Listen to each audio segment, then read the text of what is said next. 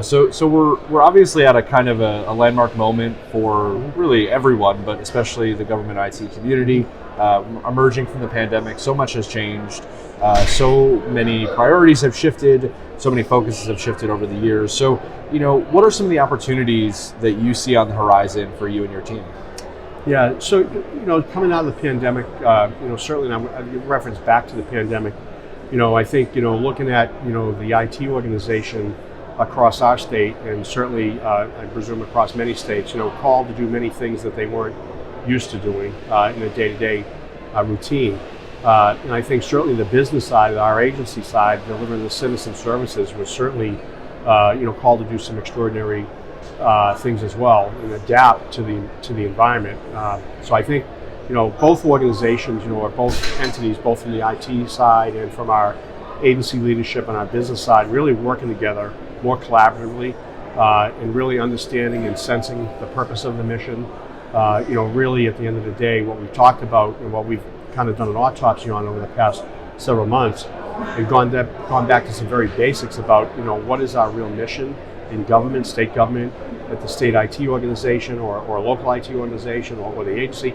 It's really about making sure that our citizens, our visitors, our residents and businesses of our state have access to the services they need. And that really, I think, really transformed the thinking. I think we take things for granted sometimes. And I think during this pandemic, it allowed us to really kind of, work closer together, grow better relationships, depend on each other more. And I think as important, to respect each other's purpose and mission, and then really work together to deliver those services. Really sense of community. I saw this with not only our agencies and certainly with our IT organization, but I also saw it from our vendor partners as well, that we all really came together during this time to really make sure that we had the appropriate attention and focus to make sure that people could get access to government when they needed it, where they were, as opposed to standing in line, and just think differently. It allowed us to just think differently about everything. And I think that's transferred to today. Now, again, we're certainly still struggling with certain areas, and we're still dealing with health issues and public service issues. But I think the workforce from an IT perspective and our agencies have thought differently about this. We've moved into a future of work environment now, where in our state we have a hybrid workforce. Our governor is committed to delivering services in a different way.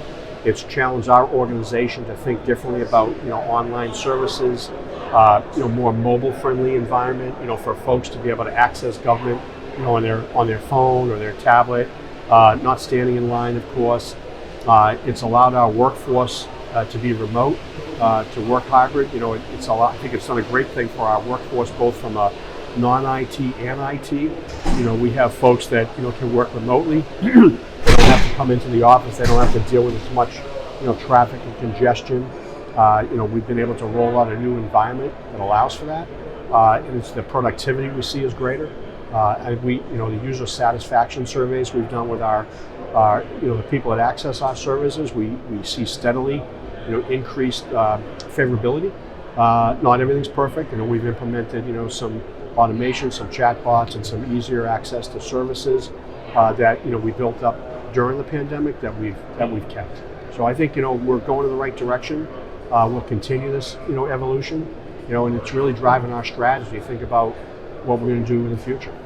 So I want to dive into some of that. I mean, first of all, we are in an interesting moment for a couple of reasons. One, we're feeling some sense of a return to normalcy, and I want to talk about that collaboration and that coming together that happened during the pandemic. How are you working, at a cultural level, at a people level, to make sure that we don't go back to normal in that way, and that collaboration keeps going, and that working together keeps happening? Yeah, in that regard about going backwards, I think that's always a concern. I've been in government many years, and I think that's always a concern with me is getting complacent or going backwards, and not keeping up that commitment to what you've improved on. So in our organization and our administration, we've certainly committed to it. I think the big thing is our executive leadership, within Massachusetts has committed to this. We've purposely talked about, how we will work in our workforce. We recognize our community in Massachusetts. We work with our business community. Certainly in Massachusetts, we have a lot of high-tech companies. We have a lot of business in Massachusetts. We're working with our cities and towns, our political leadership and our legislative, teams are working together to understand this and to work this. And our workforce is really kind of doing the same thing on the state side.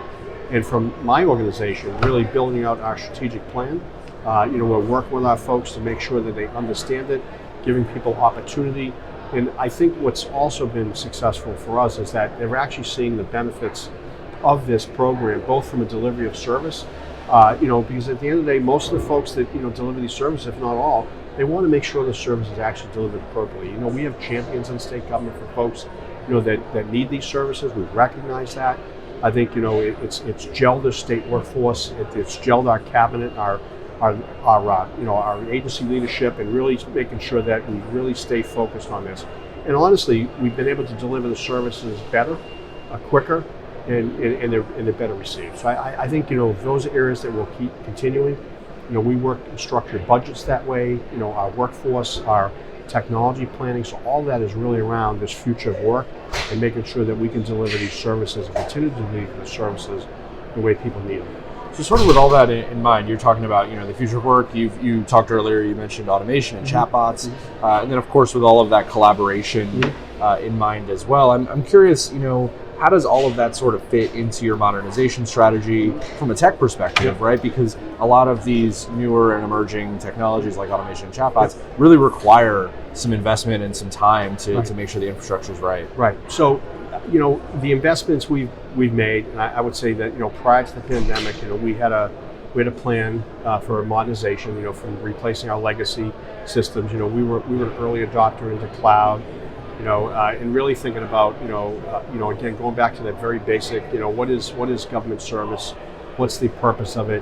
How do you deliver it? We talk about, what are the fundamentals and the pillars of that? And we all agree that, it's really about availability, it's about access, and how do you actually get there? Well, we've got a plan that talks about that, really thinks about kind of, resiliency. That's another term I think that's come back in to play, resiliency and, sustainability. Everything we've worked towards is to make sure that our technology foundation framework allows for that, whether it be the cloud, whether it be public-private cloud, whether it be infrastructure as a service platform, trying to take a little bit of the human dependency out of things while balancing that as well, because certainly we have to have a workforce that manages it and supports it. We need to build up expertise in that area, but there's also an understanding that, we can, move forward with better tools and better equipment, different environments. We don't really want to be in the state data center business anymore. We really want to be able to be dispersed. We want to be resilient and available. We don't want to have to be depending on fixing things in the middle of the night. We can leverage our resources better and teach our workforce to really rely on the automation and repurpose the skill sets and focus on areas that we need to. Cybersecurity is a perfect example. We invest a lot in automation, but we invest a lot in our cybersecurity staff as well, to make sure that we can focus and prioritize what needs to get done versus trying to spin through cycles of trying to figure out what to do. So that is taking some time, but we're making progress there. And I think that's true throughout. I think at the end of the day, when we talk about business delivery and service delivery, if our workforce can focus on and concentrate on, those premier services that are the most impactful and most beneficial to our citizens and our businesses, it's a win. So I think everybody there, and our legislature certainly understands it. Our administration is focusing their budgetary and their strategic roadmap versus that as well. Again, improved services, better user experience, for our citizens and businesses.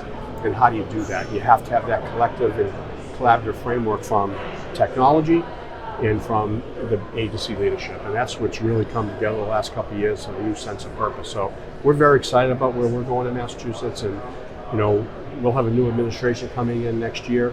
I'll be working on a transition plan with these folks, and hopefully, we'll look at this. What we've invested in. We've invested millions of dollars over the past several years, hundreds of millions of dollars in this, journey, and really thinking about new opportunities for the next administration to carry on, the continuity of services in a professional and caring way.